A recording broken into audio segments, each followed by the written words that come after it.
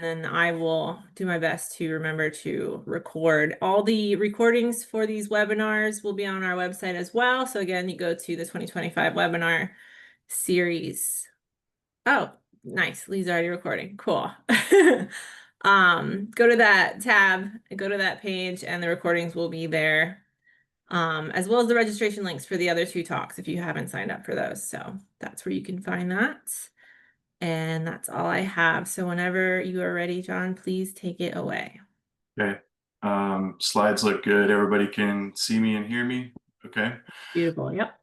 Well, hello everyone. Thanks for the invitation. I'm happy to be here and spend some time with everybody talking about firewood messaging and the dangers of insect pests getting moved in firewood. I'm really happy to be here today. So, like to thank everybody for sort of allowing me to do a double pun in the title here. So I guess you get twice the wordplay for the same price in one talk. But what I wanted to talk about is kind of a zombie project in honor of Halloween here. So this project was started by a past master's student of mine named Matt Thorne in 2016, and then the data and the paper from this project sort of languished for nearly a decade, which sometimes is the case in academia, but we finally managed to get it pushed out this year. And so that's what I'm going to be talking about. So as an introduction, my name's John Riggins. I'm a forest entomologist. I spent the last 17 years at Mississippi State University,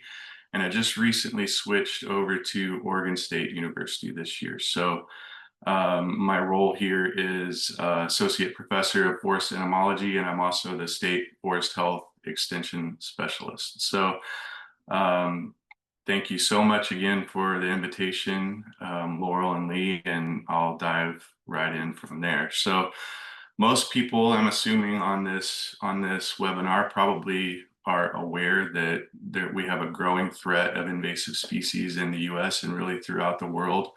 There have been a number of papers in recent decades trying to catalog the number of tree infesting species that are invading the United States and North America. We're up to over 450 in the Acoma paper, which was back in 2010. So I'm not sure what current numbers are, but it's a substantial number. Just in ambrosia beetles alone, we accumulate 2 to 3 new species every year. In my new state of Oregon, that means about 10 new non-native insect pests per year, and that's not just in forest pests, but overall. And since 2007, there have been about 30 new wood-boring species that have been introduced into Oregon since 2007. So, extremely costly, extremely damaging. Over $4.5 billion in damages are estimated per year to be due to tree infesting non-native species. And I put this picture in this slide to sort of show you, I guess, the growing storm. So most of these pests we know are introduced to new areas through containerized shipping around the globe. And as containerized shipping and global trade continue to increase year after year, it seems that the number of accumulating non-native species that we pick up in the US and throughout the world continues to accelerate. And that's despite pretty good treaties and laws like ISPM 15 that are supposed to and honestly do cut down on the number of invasive species that are introduced to new areas, but that is still continues to occur. And as we know, there are a lot of really good examples. We could do multiple webinars, and you maybe have on different examples of forest insect and disease pests that have been introduced to the U.S. and other parts of the world that are extremely damaging. So one of the things that is sort of scary to me as I look at these trends is that no longer do we have always just one tree species that's being impacted. For instance, chestnut blight was devastating and terrible and wiped out the dominant mast producing tree from the eastern United States over 100 years ago. But even then that was basically one tree species. And now we have these mega pests like emerald ash borer and Asian longhorn beetle and red bay ambrosia beetle and laurel wilt disease that are impacting entire tree genera or really wide host ranges, which is the case for Asian longhorn beetle. Or maybe one of the more extreme cases is laurel wilt disease, which is vectored by an ambrosia beetle, was introduced into the southeastern United States, and it is actually threatening basically every plant species within an entire plant family, the family Lauraceae, the laurel family. So this trend towards more and more destruction is very troubling, and anything that we can do to help stop the spread or slow the spread of these invasive pests after they become established is obviously extremely important. So we know through many papers over the years that firewood is an extremely important and key vector for the long distance spread of non-native forest pests after they become established in a new area. Campers, can move this firewood around, and then they unknowingly carry infested wood, and then just one infested log can potentially lead to a new infestation or a new establishment in an area where that pest had not yet been established. And this presentation is largely about this project that I mentioned already, that is sort of the intersection of behavior and biology, human behavior and biology. So pest spread after establishment is driven by both human behavior and insect biology. Past studies have often focused on just one of those aspects, either human behavior or the biology of the pest or the characteristics of the firewood or things like that. But not very many have focused on the intersection of both of these things. And given that firewood is primarily moved by humans, there's a human behavioral aspect to this problem, which honestly sort of stretched me, because I'm primarily an entomologist. I'm not a sociologist. I'm not a psychologist. I brought on some experts as co-authors on this paper that were able to help with that. So as an entomologist, I had a lot to learn, but one of the things that I really enjoyed about this project was, as a teacher, really kind of getting into the nuts and bolts of what it means to really reach people in an educational manner. And we'll get more into that in just a little bit. So the paper I keep mentioning is this paper entitled Burning Questions, and it was in Biological Invasions earlier this year. And I wanted to mention and thank all the co-authors, including Matt Thorne, the master's student who started this, as well as all the other co-authors of this paper who are also co-authors of this talk. So our objectives were to quantify how firewood's physical properties like moisture content and the provenance of the wood, or where the camper obtained the wood, contributed to the presence of wood-boring insect pests.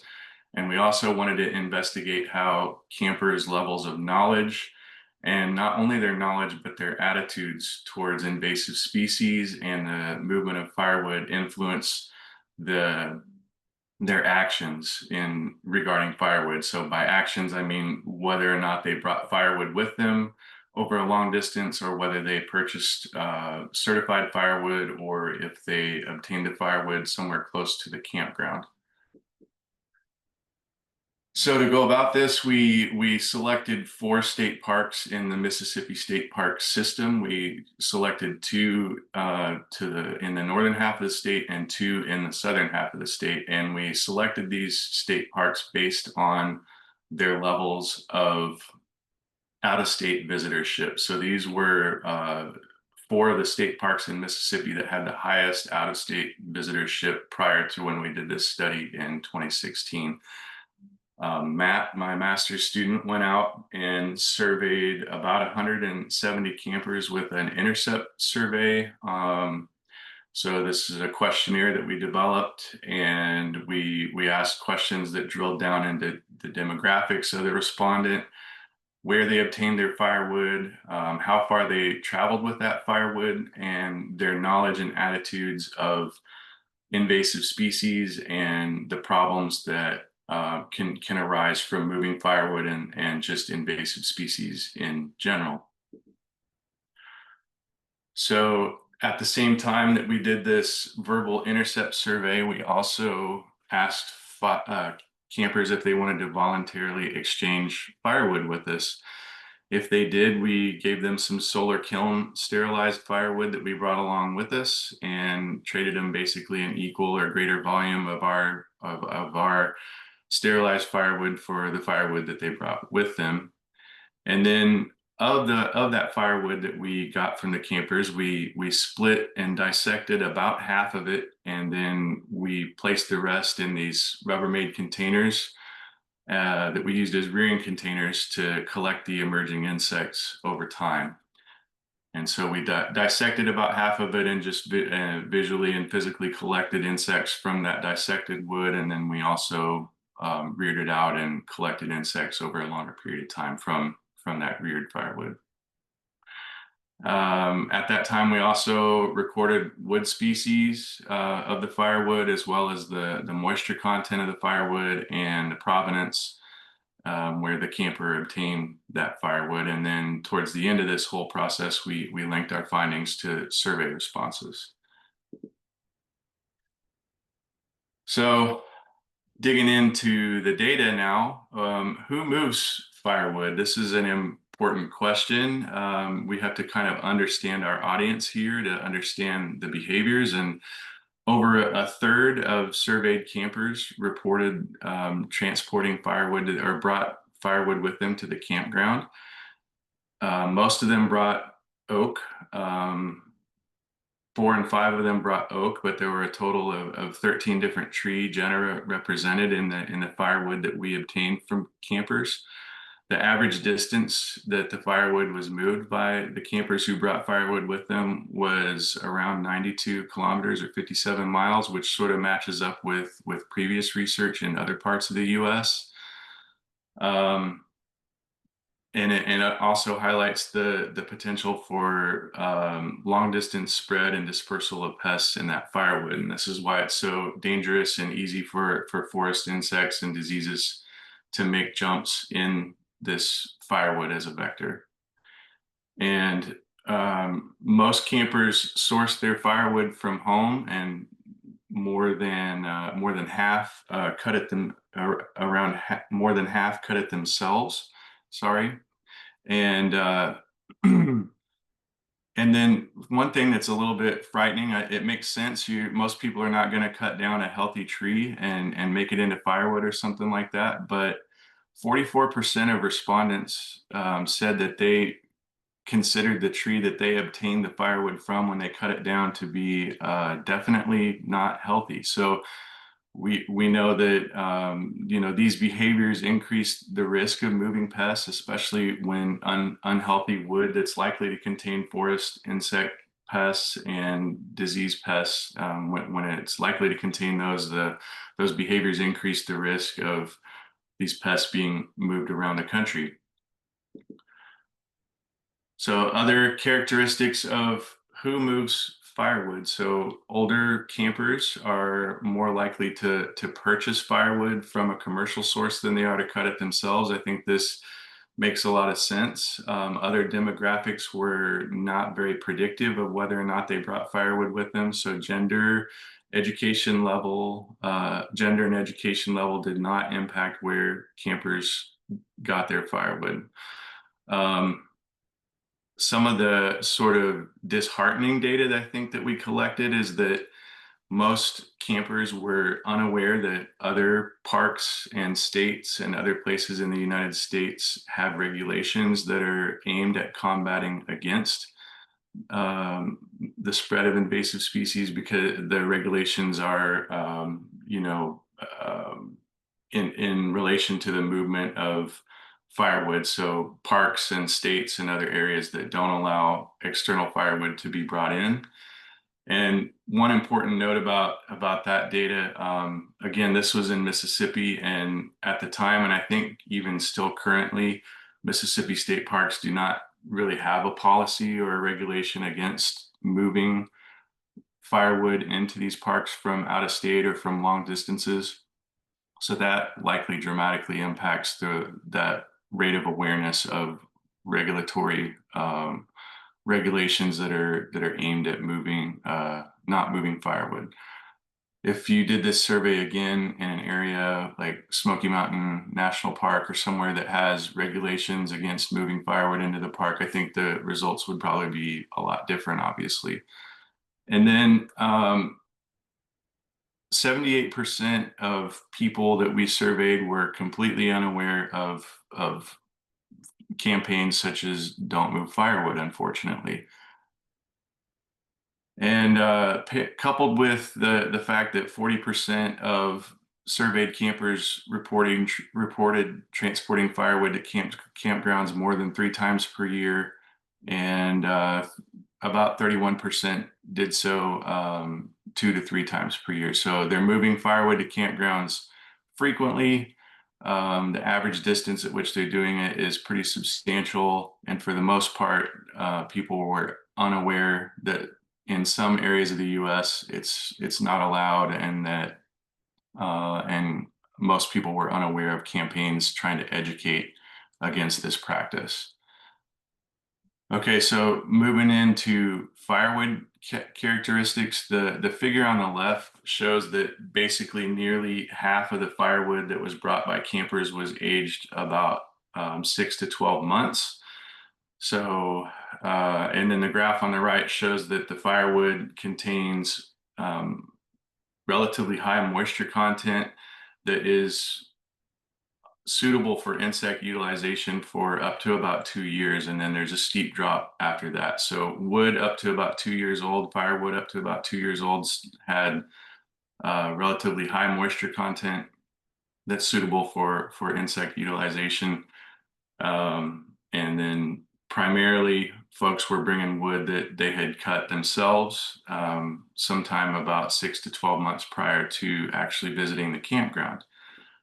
And this corresponds with and kind of creates another danger point that the wood that they're moving basically is right in the range of wood that seems to be preferred by living insects in that wood. So the blue bars on this graph represent past insect damage that we assessed visually on the firewood, and the orange bars represent the percent of firewood that we obtained that had living insects in that firewood. And you can see that signs of past insect activity kind of level off in the firewood about 6 months old. Most of the damage happens a little bit early in the process, but living insects themselves are the most common in firewood that's over a year old. And so older wood can still carry live pests. And I think that it's probably an important point to make with many campers that aging firewood doesn't necessarily guarantee that it's pest free. So just because it's been in your woodshed for a year or even 2 years doesn't mean that there aren't living insects and fungi and other organisms in that wood when you take it to a campground.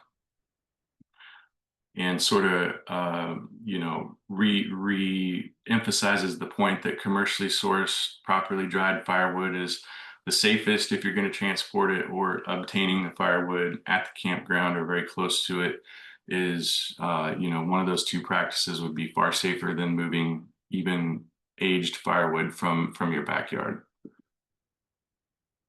So what were the contents of this firewood? 21%, or basically 1 in 5 of the firewood logs that we dissected contained living insects. And from the half of the firewood that we placed in rearing containers, we collected about 500 individual insects. One of the positive notes from this is we didn't find any invasive species in these insects that we collected from the firewood, so that's good. But kind of a takeaway point from this for me is that there's insects in nearly all of this, in a large proportion of this firewood, and that moving firewood over these long distances again is a very risky endeavor, because just because we didn't find any invasive species in there or non-native species, it doesn't mean that that doesn't occur frequently. What were the physical properties of the wood, and what makes wood a high risk medium for invasive insects? And obviously, the physical properties of firewood are important for pest risk. Logs with higher moisture content were significantly more likely to contain live insects, and firewood that was cut by campers or bought from non-commercial sources had more moisture and more insects than commercially sold wood. And commercially sold firewood was drier, obviously, and less likely to harbor insects, making it obviously the much safer choice for campers to bring to the campground. And this is where the study really kind of came outside of my comfort zone, not so much in entomology and more in human behavior, and where I had to reach out to collaborators. So what were the human drivers of firewood movement? Back to the objective one that I talked about. So given that firewood being moved by humans, obviously we need to understand the motivations and the habits and the mentality of campers, who are the primary movers of firewood, in order to be able to effectively design educational campaigns around that message of do not move firewood and the danger that that poses. So some of the questions that we asked them were designed to kind of drill into whether or not they had any general knowledge of insect pests and diseases, the risk of that moving in firewood, and others were sort of aimed at trying to understand whether they had any specific knowledge of invasive forest insects. And there was a general overall lack of awareness among campers again. And then one thing that was sort of interesting about this specific knowledge was at the time, the only one of these three invasive species that we asked them about that occurred in Mississippi at that time was red bay ambrosia beetle. And that's the vector of laurel wilt disease. And there had been a lot of media and press releases and newspaper stories, things like that, about laurel wilt and red bay ambrosia beetle in Mississippi. So I would have expected that maybe it could have been the one that was the most recognized by campers. And I would have also suspected that emerald ash borer would have been more widely recognized among campers. But for whatever reason, when we conducted this survey in 2016, campers more commonly recognized the name Asian longhorn beetle than anything else, which did not occur in Mississippi or any surrounding states.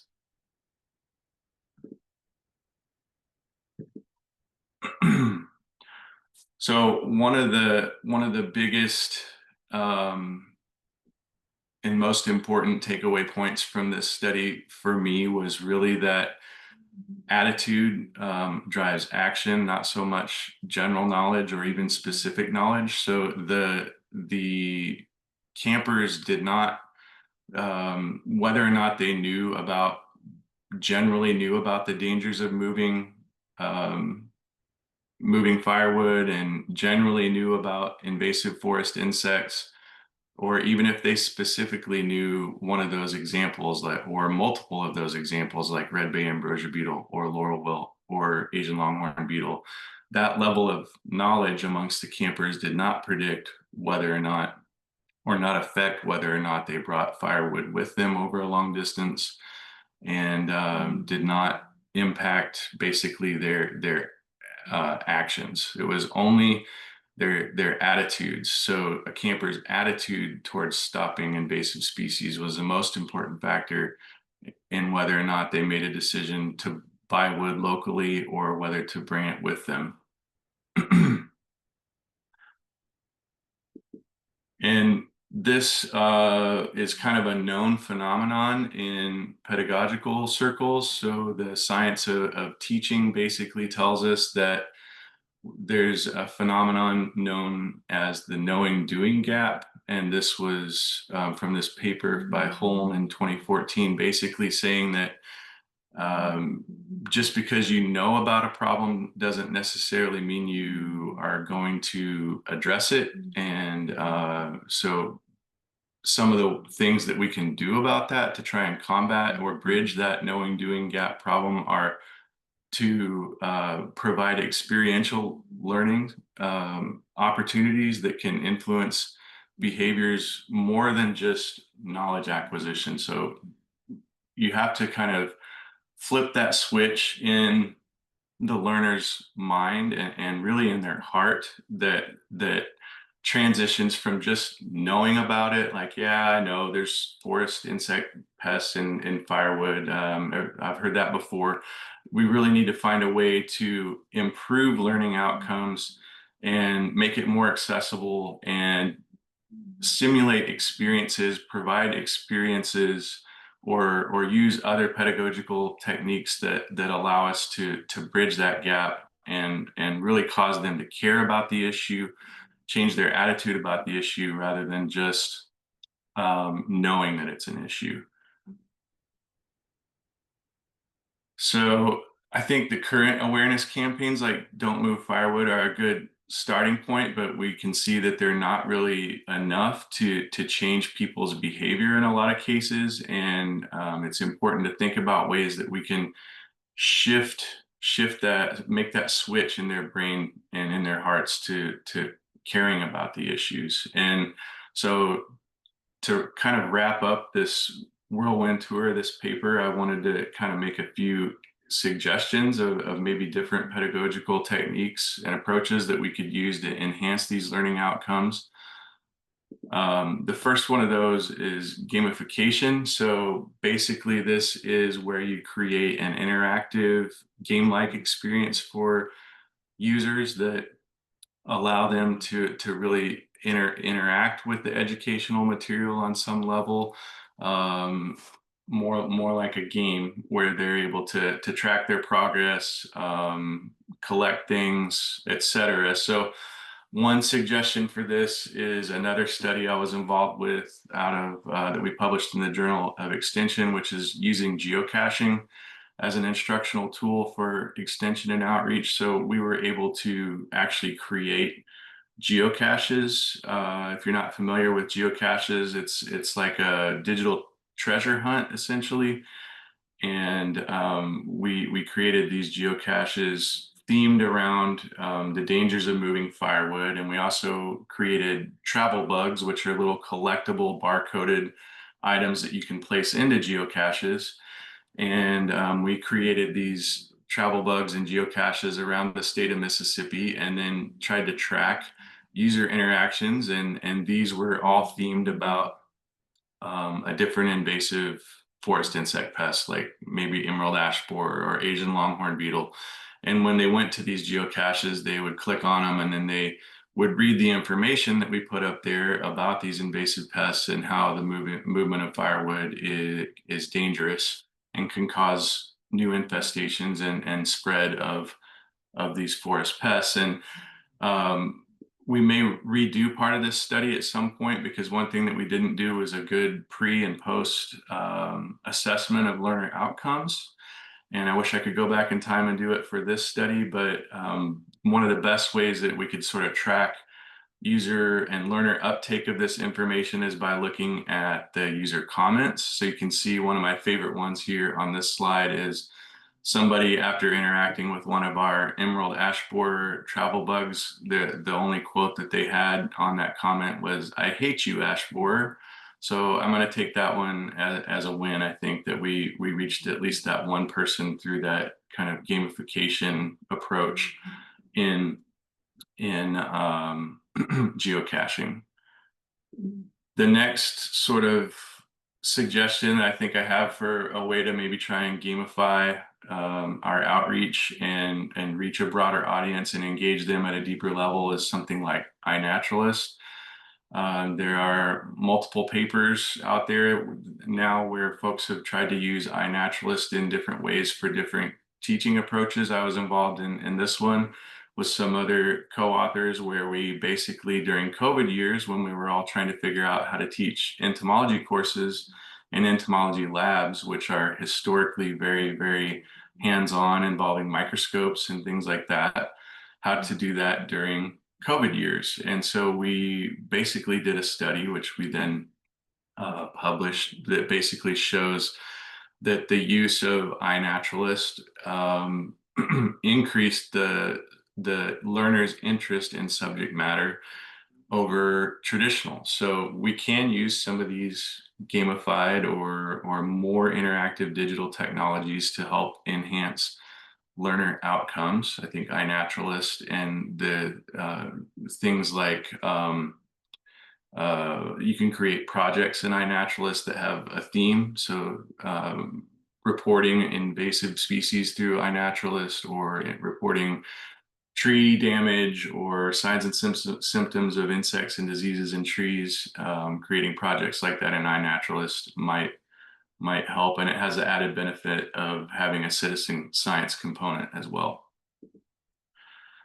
Okay, what about experiential learning? So building on that sort of idea of gamification and maybe moving past it would be a better segue, but things that create very experiential learning, especially for folks. There are parts of our society now where the most forested, nature-like setting they get is walking down the street in their neighborhood. So sometimes reaching users with different lifestyles like that may require a little bit different messaging, and finding a way to create an immersive experiential experience for all users, I think could maybe help with some of this. So some ideas that I just am throwing out there are maybe something like VR headsets, and collecting really, really good 8K drone imagery of healthy forests versus a severely impacted, let's say like a stand that's been completely decimated by emerald ash borer, and doing it in a way that you can take VR headsets to different opportunities to show people in a very experiential way what happens when emerald ash borer or another one of these mega pests gets spread to a new forest that was once lush and beautiful, and then what happens to that after the pest shows up. And hopefully something like this experiential learning or gamification or other kind of more advanced pedagogical techniques can help us bridge that knowing doing gap and reach people's attitudes and beliefs more so than just increase their general knowledge about the issue by simulating experiences and making that learning more accessible to everybody. So that's really kind of the path forward in my mind as far as education goes for this. Is awareness alone does not change behavior. It's not just this paper that shows that. You really have to reach people's hearts and flip that switch in their brain over from just knowing about it to actually caring about it. And then that in combination with regulations. So one of the motivations behind this study is I was really hoping that Mississippi state parks would begin to implement firewood movement regulations, potentially up to banning the bringing firewood with you if it was not commercially sourced, or some combination of that, or providing safe firewood access at state parks, either through collection of downed woody material from surrounding forests in that area, or actually creating a niche market for states and in basically selling firewood within the park that was safe, either obtained locally or that had been heat treated or whatever. So I think there's probably like a business opportunity there, and maybe some opportunity for state parks to create a new revenue stream if they're not already allowing contractors or somebody to provide firewood, and at the same time in stimulating economic activity and hoping to protect from more problems of pests being introduced into that area. So with that, I know it's not a super long talk, but I again thank you so much for allowing me to be here and present this study. And if anybody has any questions, I'm more than happy to answer those. But with that, I'd like to acknowledge the funding that we obtained from USDA Farm Bill. And thanks again, Laurel and Lee, for the invitation. And I'd be happy to take any questions. All right, thanks so much, John. Um, we have a couple questions in the chat, but I'm just gonna ask one first real quick.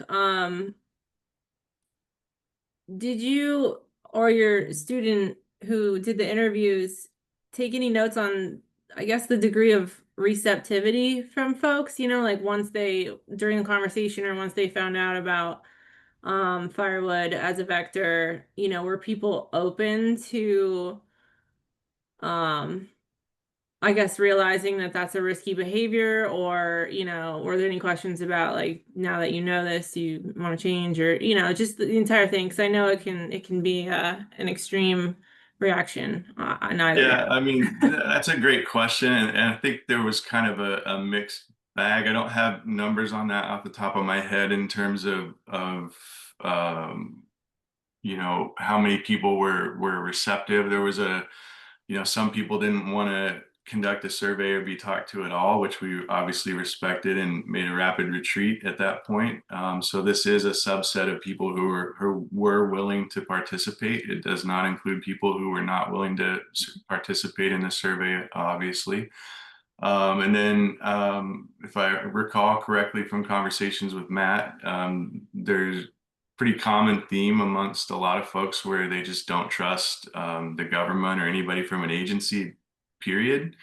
So I think we ran into that sometimes. We would pull up, or Matt would pull up in a truck with a MSU logo on the side, and they think, oh, good, great, here comes somebody from MSU. What do they want? And so there's some walls there, kind of, that we had to overcome. But we did not really gauge.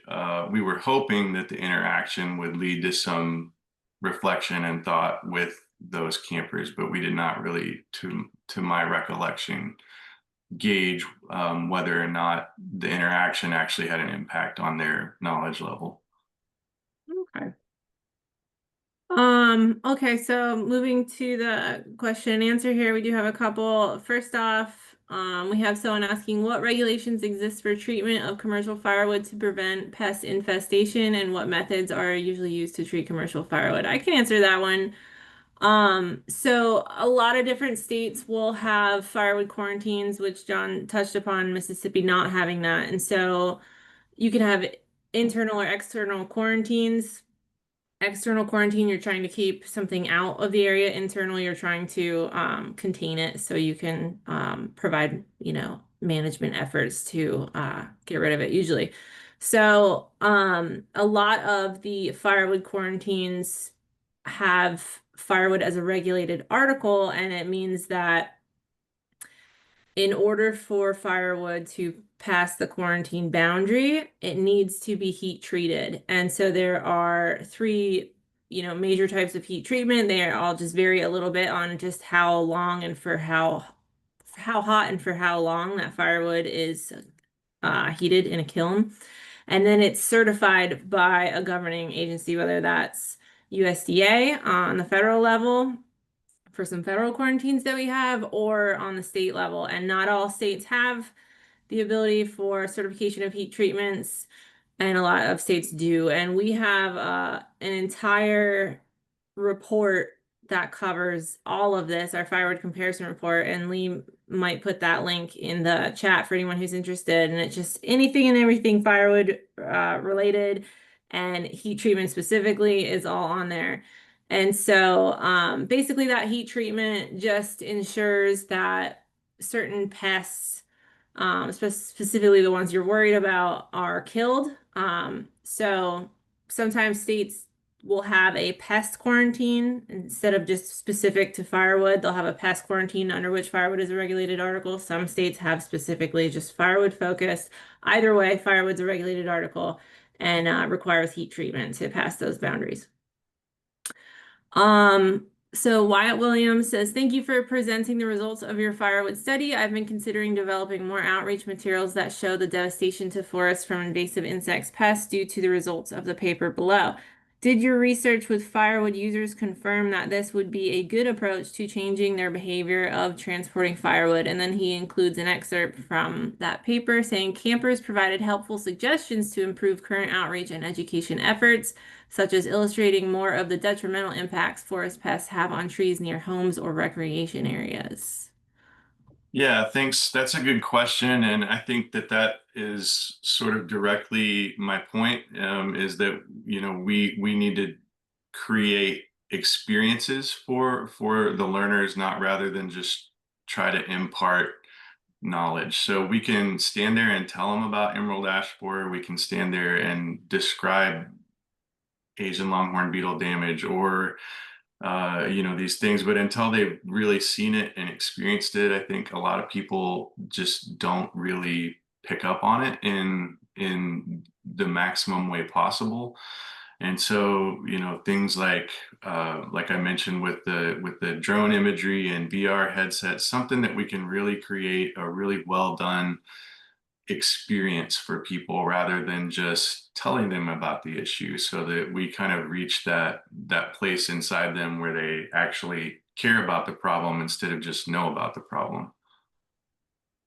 Yeah, that's a good point. I think too, something we try to drive home in our outreach is that your trees could be affected, right? Because like as you show in your paper, a lot of people are bringing firewood from home, and so a lot of those people are sourcing it from home, which means they have property, which means they have trees, and so realizing that these pests spread around and they don't listen to boundaries and they don't care, if it's a state park or someone's backyard, once they're there, they're going to be going after any of the trees. And that's another thing we find a lot, certainly in our social media outreach, is we'll say, don't move firewood, it can spread these pests. And people will be like, it's got wings, like it's going to fly around. It's like, that's true, but it's only going to fly like so many miles per year, and it's nowhere near the distance than someone, driving from Michigan to Mississippi, and just that one encounter you could just have a whole new introduction. So, it is, yeah, it's tricky to get people to have that ownership. But then just, kind of reminding folks, especially those folks that are in the audience of firewood users, that like, hey, source your firewood locally because you don't want to bring something onto your property either. All right, so White responded, he said, yes, for instance, instead of using images of firewood, campfires, or insects on signs and outreach materials, use that space to show trees in decline. Good call. And I know I've seen some imagery of that as well. There's quite a famous picture of a street in it's either in the Midwest or in New England, and one side is all these beautiful ash trees, and then it's like, a couple years later and they're all dead. So it's striking. Yeah, I think that was from maybe Detroit or somewhere like that. Oh, Ohio, Lee says. There you go. Okay, any other questions folks might have? Pop that into Q&A. I think I had another question too. And you might have said this and I didn't catch it if you did. The interviews, were they just kind of anybody in the state park, or were they more targeted to the people who noticeably had firewood already? They were targeted to anybody in a campsite, basically. So Okay. we didn't target day users, obviously, but anybody in a campsite. Okay.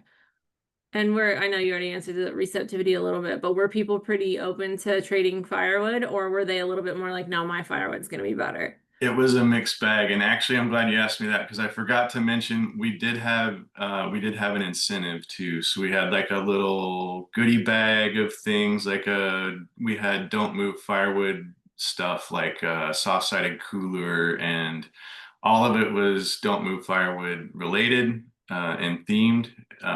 But we would give them equal or greater volume of firewood that we had solar kiln sterilized beforehand, and then like a little swag bag of stuff And so that also is worth mentioning, because when you do a survey or when you do something like this and you kind of have a little carrot at the end of the stick, it can influence results, but it also probably helped uptake a little bit in terms of people who are willing to participate. Okay, yeah, that's interesting. We've heard from some folks, I believe it was New Hampshire. There's some resistance to this sort of outreach because they feel very attached to their firewood. Like I don't know if it's comes from, the effort that goes into like chopping wood and getting everything else and knowing how long it's been seasoned for, stuff like that. I'm sure that all plays into it, but I know that like there's some places and some mindsets of no, I'm not gonna spend $5 for, a few pieces of wood when I have this beautiful firewood at home that I put so much of my labor into. So, Yeah, and then camping is so tied to like your family traditions, and grandpa always brought firewood with us when we went camping when I was a little kid, or dad or mom did, or something like that. So there's like a traditional kind of feeling about, maybe it just doesn't quite feel right if you don't do what you were taught when you were a kid. So that may be something that we need to overcome too. yeah. Yeah, it's certainly an uphill battle with a lot of this stuff on the psychological end. Okay, any other questions?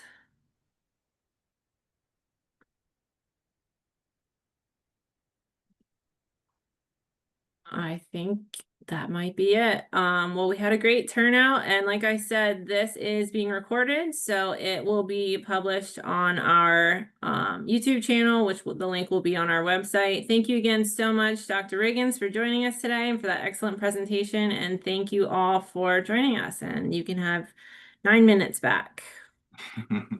Thanks, everybody. All right, thank you. Bye. Bye.